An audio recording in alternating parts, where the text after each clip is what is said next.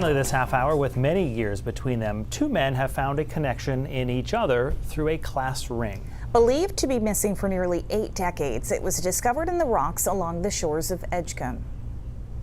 It was right down in over on these cracks here, right against the wall. Logan LaLiberty and his fiancée Brittany were just looking for a spot to dip into the ocean while visiting Fort Edgecomb. They weren't expecting to dip so deeply into history with an old beat-up class ring they found. It was very roughed up. It had spent a lot of time there.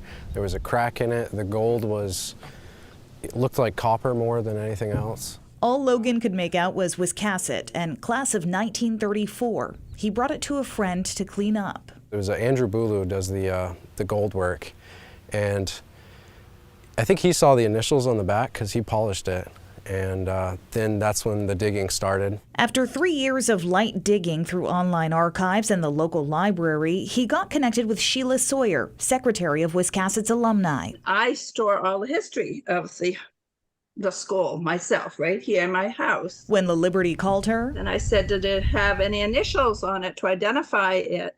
And he said, yes, the initials are HWL. And he said, well, I wonder if you know who it would be. And I said, yes, I do know. So you didn't have to look anything up. You knew immediately who this belonged to. Yeah.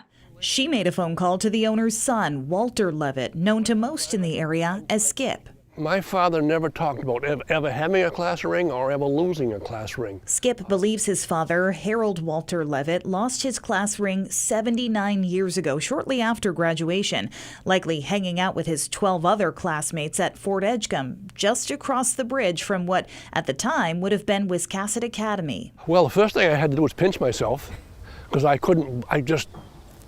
this is not possible.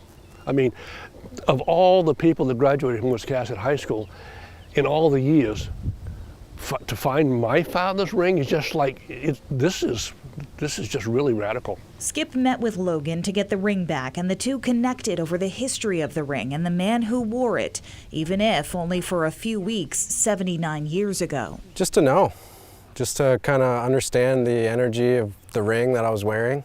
I'm glad I found out. It seems like it was an upstanding Mainer.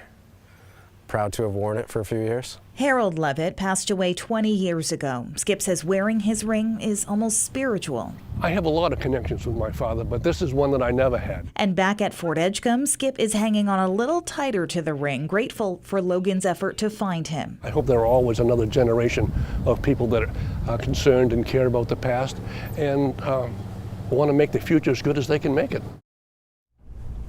It was really great to meet up with them and watch Logan showing Skip where he found it. Yeah. There's something special about, as they're mentioning, a piece of history that someone wore. Right. That's a direct connection to them. And to actually go through the process of wanting to know more about that piece of jewelry. Right. Just really incredible.